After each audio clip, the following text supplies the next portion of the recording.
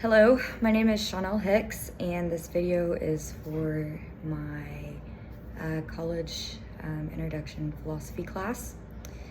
I have chosen a topic that originally was had to do with social justice on economic equality.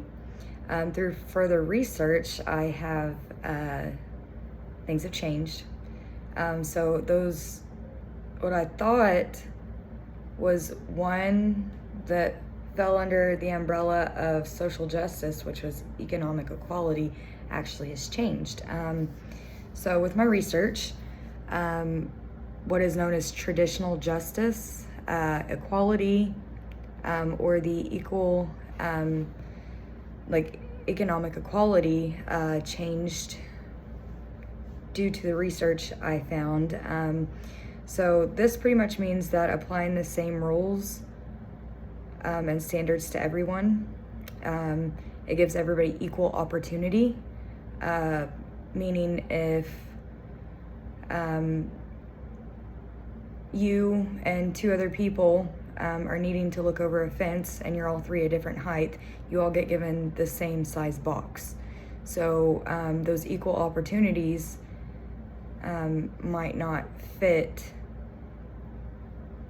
you individually, which could potentially not even benefit you at all. So this is treating everyone equally, but there will never be the same outcome. Outcomes will always be different for everybody. This is also kind of falls with libertarianism. So given the equal opportunity, or given the equal opportunities, but it's really based on your motivation and your determination. So that was for the equal or economic equality. And for social justice, also known as cosmic justice or equity, this is equalizing the prospects of everybody, meaning equal outcome. So again, if you have the same scenario, you have three people that are trying to look over a fence, unlike traditional justice, everyone getting the same box. Social justice would be matching what size box you need for your height.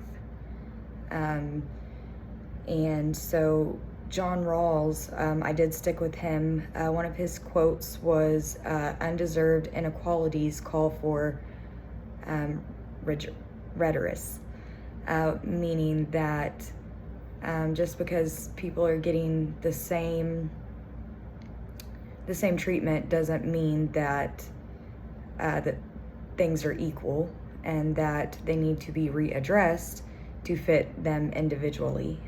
So this, also known as equity, recognizes that each person has different circumstances and allocates that exact resource and opportunity needed to reach an equal outcome.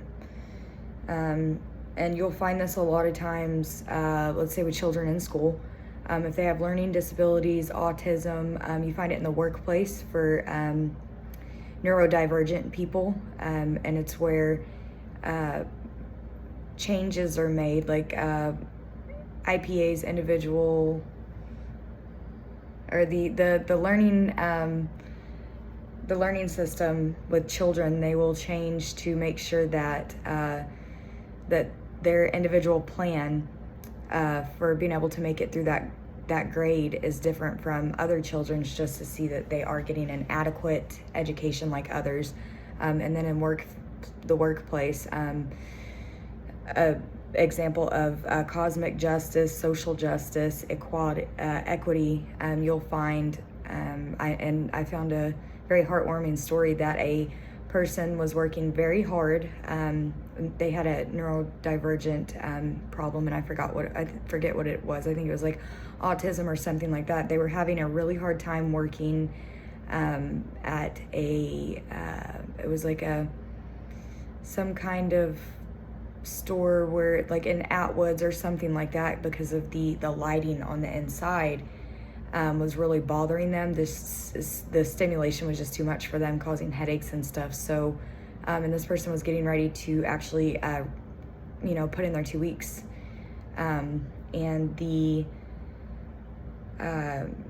employment specialist that had helped them get that job was like, well, let's speak with your boss and see what we can get figured out. So after getting together and speaking with the person's boss, that person actually got moved out to the garden section where there wasn't a bunch of bright lights and as much stimulation as what was going on in the indoor area, and that person was actually thriving out there.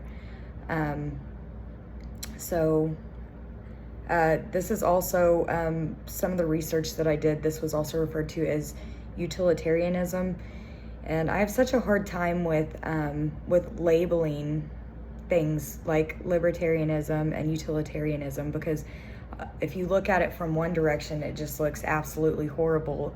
Like utilitarianism for the greatest good, meaning that if you have to wipe a couple people out to help 100, then that's okay. And I don't think that it's always exactly that. I think it's utilitarianism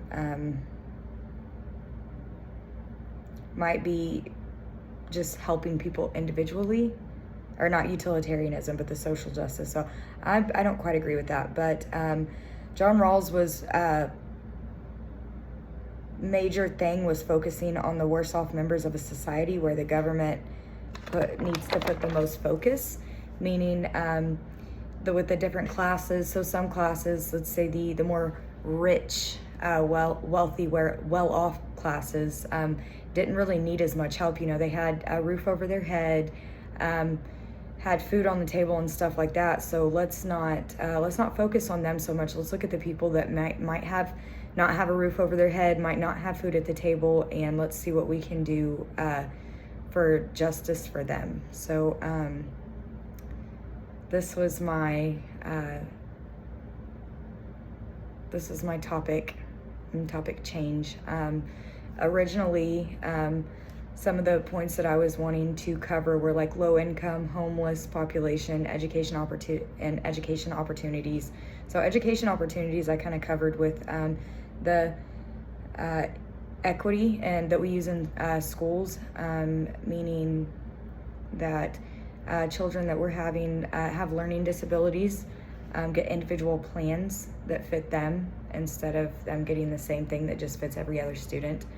And then the homeless population is due to, I think a lot of times due to lack of employment, or even like the neurodivergent being able to maintain and hold a job. So that's where the equity could come back in and work with these people who are having problems keeping employment, and see what changes could be made in that work environment, or find maybe another job that would work with whatever their issues or whatever's going on with them individually.